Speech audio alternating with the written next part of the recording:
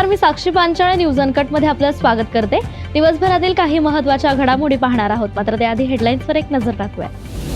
धाराशिवमध्ये उपमुख्यमंत्री सुनेत्रा पवार यांच्या हस्ते साहित्य संमेलनाचं उद्घाटन। गोंदियात नारी शक्ती विधेयकावरून भाजप आक्रमक। शिरोलीत अत्याचार प्रकरणावरून ठाकरे गट आक्रमक। बुलडोझर कारवाई झाली नाही तर आंदोलन तीव्र करू, संजय पवार यांचा इशारा। आणि बुधवार पेठेत मध्यरात्री पोलिसांच्या धडक कारवाईत तब्बल 18 जण ताब्यात। नमस्कार, हेडलाईन्स नंतर आता पाहूयात बातम्या विस्ताराने। अखिल भारतीय मराठी साहित्य परिषद आयोजित 32व्या अखिल भारतीय नवोदित मराठी साहित्य संमेलनाचं उद्घाटन सुनेत्रा पवार यांच्या हस्ते होणार आहे। मुंबई येथे साहित्य परिषदेचे राष्ट्रीय अध्यक्ष डॉक्टर शरद गोरे यांनी सुनेत्रा पवार यांना अधिकृत निमंत्रण दिलं, तर यावेळी संमेलनाच्या बोधचिन्हाचं अनावरण त्यांच्या हस्ते करण्यात आलं। 29 आणि 30 मे रोजी धाराशिवमध्ये छत्रपती शिवाजी महाराज नाट्यगृहात हे संमेलन पार पडणार आहे, तर सुप्रसिद्ध साहित्यिक डॉक्टर नंदकुमार राऊत अध्यक्षस्थानी असणार आहेत। अखिल भारतीय मराठी साहित्य परिषद या संस्थेच्या वतीने 32वे अखिल भारतीय नवोदित मराठी साहित्य संमेलन 29-30 मे 2026 रोजी लोकनेते अजितदादा पवार साहित्य नगरी धाराशिव या ठिकाणी संपन्न होणार आहे। या साहित्य संमेलनाचं उद्घाटन महाराष्ट्र राज्याच्या उपमुख्यमंत्री माननीय सुनेत्राताई अजितदादा पवार यांच्या हस्ते होणार आहे। आज त्या संदर्भात रीतशीर ताईंना आम्ही निमंत्रण दिलं, त्याबरोबर या साहित्य संमेलनाच्या बोधचिन्हाचं अनावरणही माननीय सुनेत्राताईंनी आज केलेलं आहे। मुंबईहून सोलापूरकडे जाणारी वंदे भारत एक्सप्रेस सोमवारी सायंकाळी सुमारे 7:30 वाजता पुणे रेल्वे स्थानकाच्या प्लॅटफॉर्म क्रमांक 3 वर येत असताना मोठा अपघात टळलाय। ट्रेनच्या C15 कोचचं समोरील चाक अचानक रुळावरून घसरल्याने काही काळ गोंधळाचं वातावरण निर्माण झालं, तर divisional commissioner manager Hemant Behere यांनी दिलेल्या माहितीनुसार या घटनेत कोणतीही जीवितहानी किंवा दुखापत झालेले नाहीये, परंतु या सर्व गोंधळामुळे नागरिकांची मोठी गैरसोय झाल्याचं समजलंय। मी सोलापूरची आहे, पण मला सोलापूरला कार्यक्रमाला जायचं आहे। नातवंडांचा मुंज आहे माझ्या। आणि आता कुठं चालले होते? मी आता मुंबईवरनं निघाले, सोलापूरला चालले। आता निदान त्यांनी ट्रेनची सोय तिथपर्यंत तरी एखादी प्लॅटफॉर्म नाही आहे, पण तिथपर्यंत सोय करायला पाहिजे ना। माझ्यापेक्षा पण म्हातारे लोक आहेत ना याच्यामध्ये। लगेच घेऊन काय आम्ही असं चालणार आहे ह्याच्यात ना? सांगा बघू तुम्ही। माझं नाव कांचन देशभूषण कनले, मी राहायला सोलापूरला आहे, धुळे सोलापूरमध्ये राहते काय, पण ही सुविधा चांगली नाही, बरोबर नाही। छत्रपती शिवाजी महाराज टर्मिनसवरून सोलापूरला जात असलेल्या वंदे भारतचा एक चाक हा रुळावरून घसरला आहे। ही घटना पुणे स्टेशनाजवळील डायमंड क्रॉसिंगवर झालेली आहे। तो डायमंड क्रॉसिंग हटवण्याचे निर्देश तुरंत देण्यात आलेले आहेत। देशभरातील असे नॉन स्टँडर्ड डायमंड क्रॉसिंग हटवले जात आहेत। कोल्हापूरमधील पुलाची शिरोलीत तरुणींवरील अत्याचार प्रकरणामुळे वातावरण चांगलंच तापलंय, तर शिवसेना गट आता आक्रमक झालाय। या घटनेच्या निषेधार्थ आंदोलन करत आरोपींवर कठोर कारवाईची मागणी आता करण्यात आली आहे। नराधमांच्या घरांवर बुलडोझर चालवावा, अन्यथा आंदोलन अधिक तीव्र करू, असा इशारा उपनेते संजय पवार यांनी दिलाय। जिहाद हे युद्ध पुकारलेलं ठिकाण आपल्याला पूर्णपणे त्यांनी मोडून काढण्याची गरज आहे। शासन काय करतंय? हिंदुत्ववादी सरकार आहे म्हणतंय, परंतु निर्णय होत नाहीत, कायद्याची अंमलबजावणी होत नाही आहे। आज कोणत्याही परिस्थितीमध्ये आज आम्ही क्षीरसागर साहेब आणि चव्हाण साहेबांना भेटून त्यांना सांगितलं, हा एकटा नाही आहे, ह्याच्या मागं कोण आहेत, कुठले लॉज आहेत, त्याचे परवाने आहेत का, त्यांना कोण आधार कार्ड बघतं का, कुठं व्हिडिओ शूटिंग केलं? एक नाही 10-15 मुलींचं आयुष्य माणसाने बर्बाद केलेलं आहे। थोडे पैसे देतात, मुलींना फसवतात, शूटिंग करतात आणि काय करतात। आणि अशा पद्धतीने मुलींना मी आव्हान करेन आमच्या हिंदू भगिनींना, तुम्हाला भविष्यामध्ये असं कोण त्रास देत असेल, धमकी देत असेल, तर या भावाकडे तुम्ही बिनधास्तपणे या आणि आपलं मन मोकळं करा।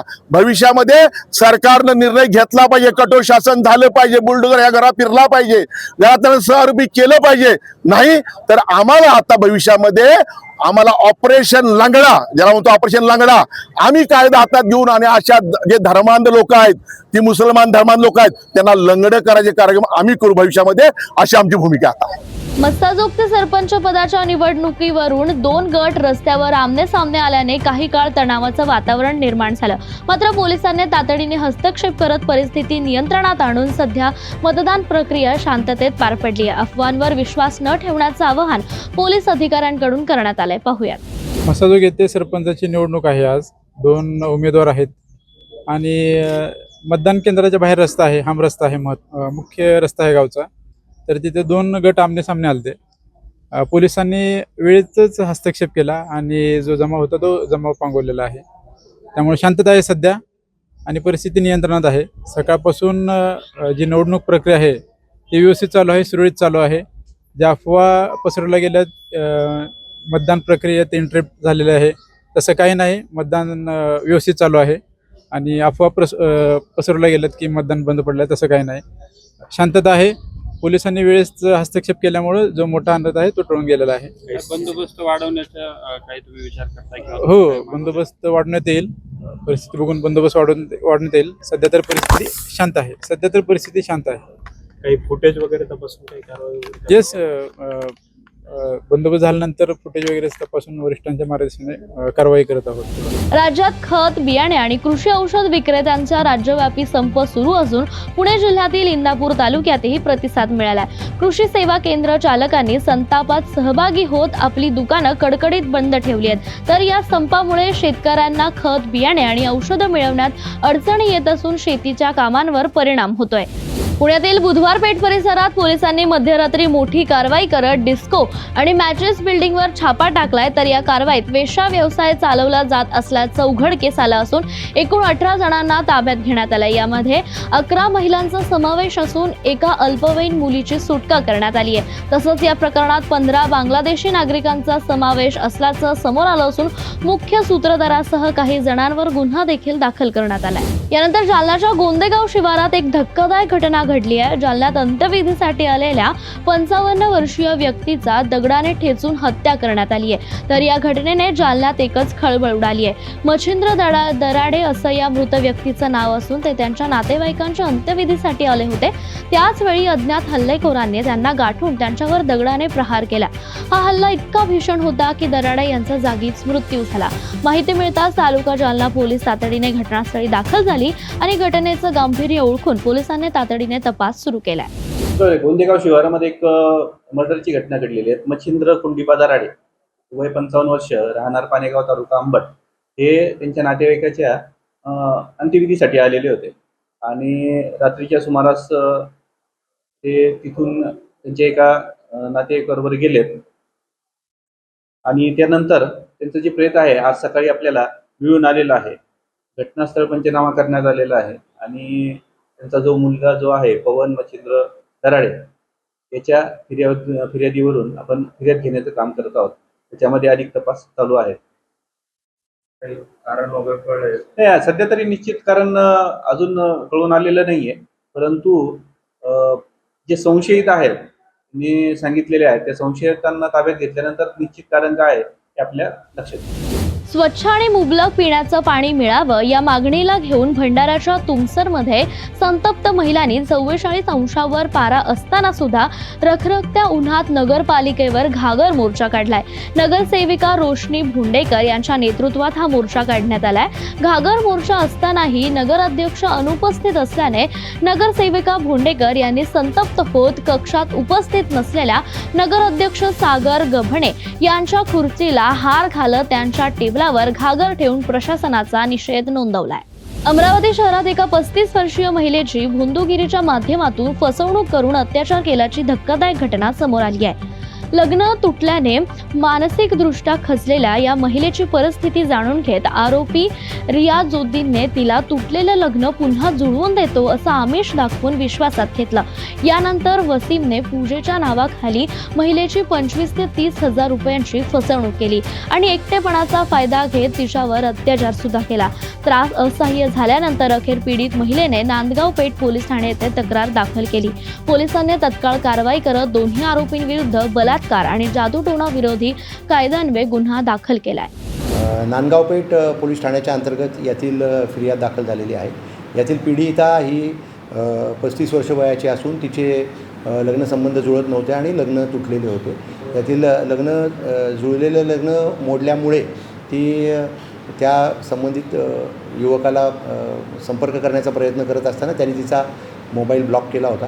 याच्यातून तिने रस्त्यावरच्या एका अनोळखी मुलाकडून मोबाईल घेतला आणि मोबाईल घेऊन त्या संबंधित मुलाशी संपर्क करण्याचा प्रयत्न केला. तिचे संभाषण जे होते त्या संभाषणावरून संबंधित मुलांनी तिला सांगितले की मी तुमचे लग्न जुळवून देण्यासाठी मदत करू शकतो आणि त्यांनी एका रियाज नावाच्या व्यक्तीची संबंधित पीडितेची ओळख करून दिली आणि या रियाजने मग तिला पुढे वसीम नावाच्या व्यक्तीची ओळख करून दिली जे काहीतरी पूजा अर्चा अशा पद्धतीचे उपाय करून त्याला पुन्हा एकदा तिचे लग्न जुळवून देण्यास मदत करणार होते.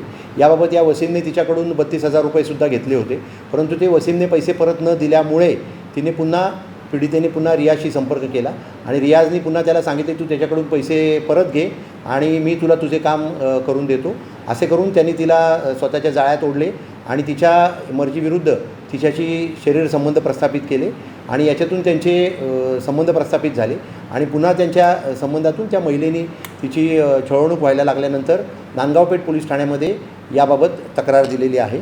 नांदगावपेठ पोलीस ठाण्यात 64/1, 64/2, 115(2), 351(2), 351(3) आणि कलम 3 ब्लॅक मॅजिक ॲक्ट 2013च्या कलमान्वये गुन्हा दाखल करण्यात आलेला आहे. यातील दोन्ही आरोपी रियाज आणि वसीम यांना ताब्यात घेण्यात आलेले आहे आणि पुढील तपास नांदगावपेठ पोलीस ठाण्याचे अधिकारी करत आहेत. याबाबत अधिक सर्व आणखीन सखोल जाऊन आम्ही तपास करत आहोत. भंडारा जिल्ह्यात उष्णतेचा कहर कायम असून तापमानाने 44 अंशाचा टप्पा गाठलाय. दुपारच्या वेळी रस्ते ओस पडल्याचं चित्र पाहायला मिळतंय. तर दरम्यान वाढत्या उष्णतेच्या पार्श्वभूमीवर प्रशासनाने दुपारी 12 ते 4 या वेळेत बाहेर न पडण्याचं आवाहन केलंय.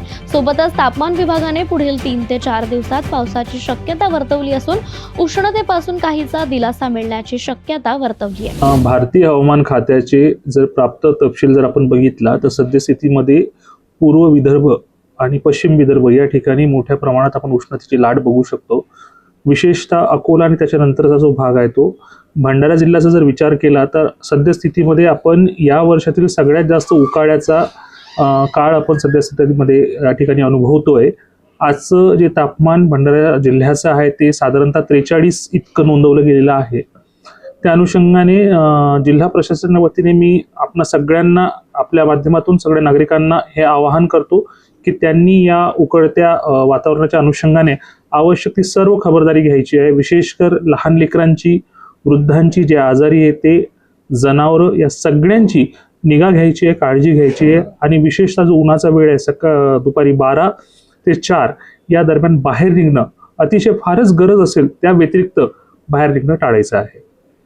त्यासोबतच येणारे 3 ते 4 दिवस पूर्व विदर्भामध्ये सोसाट्याच्या वाऱ्यासहित अवकाळी पाऊस पडणार असल्याचा इशारा देखील भारतीय हवामान खाते यांनी दिलेला आहे. या बातमीचा आजच्या बुलेटिनमध्ये इथेच थांबूयात. धन्यवाद.